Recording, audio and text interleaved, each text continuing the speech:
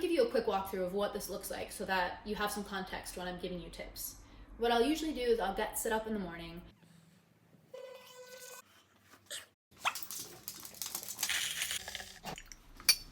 I'll sit here in my comfy spot, usually when the sunlight is pouring in.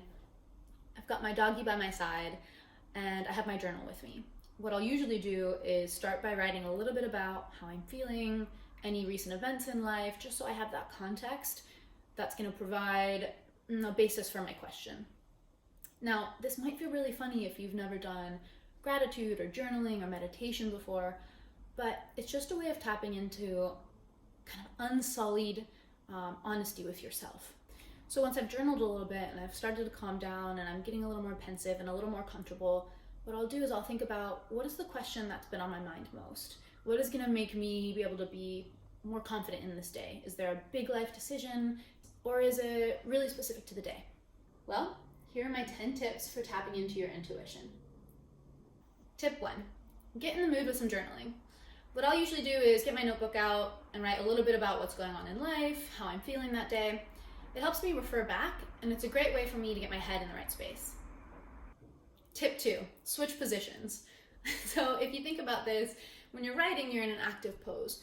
You're usually like hunched over and you're thinking and you're writing, and a good way to kind of mark a shift in what you're going to be doing next is by changing the way you're sitting. Step 3, slow down your breath. It also helps slow down your heart rate too. If you are anxious or kind of wrapped up in your head, you're going to be thinking and breathing quickly. If you can slow down your breath, it really helps you get into a restful state. Step 4, make your intention known. In case someone's actually listening. What I mean by this is, right before you get started on the meditative phase of this, say, I'm open to receiving, or I have an open heart, or I'm listening. It helps kind of cue your brain to feel a little less self-conscious about what you're about to do. Tip 5, keep repeating your question until you find your rhythm. So when you write out your question, try to keep it as concise as possible. Make sure it's a really purposeful question. That can sometimes be a little clunky at first. So when you sit down to ask the question with your eyes closed, in your head, it may take a couple tries for you to get it without tripping over your words. What I find is by continuing to practice and keep going until I hit that flow, it helps my mind kind of calm down. That takes me to tip 6.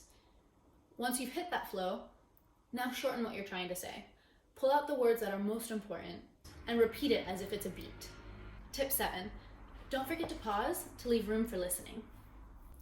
What I mean by that is you'll feel a little stirring in your tummy, as if someone's like trying to pull a cord to get your attention. It can oddly feel like butterflies, for example. It can be easy to get so wrapped up in doing these tips or these steps and totally bulldoze your way through this and forget to actually take some time to listen, especially if you're a little nervous. It's also a great way to figure out if the tactics you're using aren't working for you, and you should try to switch it up. Tip 8 is about keeping momentum. So if you're asking yourself a question and then you're pausing to write down what you're thinking, you can lose a little bit of that momentum. So what I'll do to help kind of mitigate that is reread my question and maybe fall back on the previous tips to help me get back into that rhythm. Tip 9, humming. If you don't already feel weird, this is definitely one of the ones that's going to make you giggle at yourself.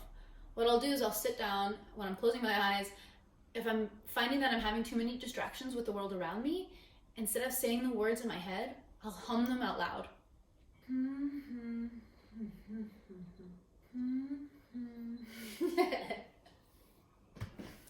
It's weird, but it works. Last but not least, tip 10. How do I know when to stop? So basically, some days this just isn't gonna work. I mean, I'll leave a clip in here about one of the days it didn't for me. And that's okay. Usually how I know a session is done for me is I'll get this really strong urge that then totally dissipates any feeling. It often also ends in a question to myself.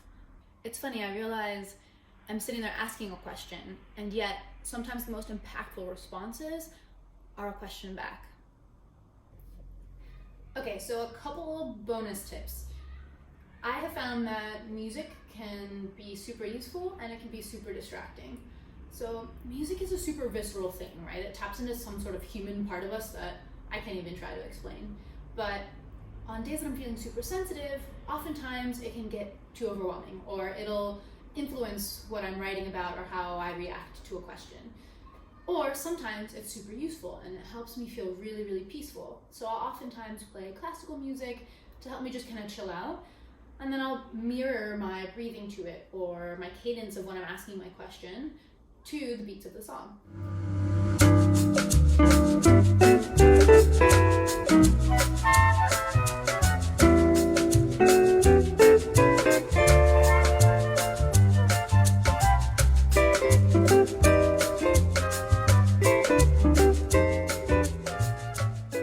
So what'd you think? Did you find any of those helpful?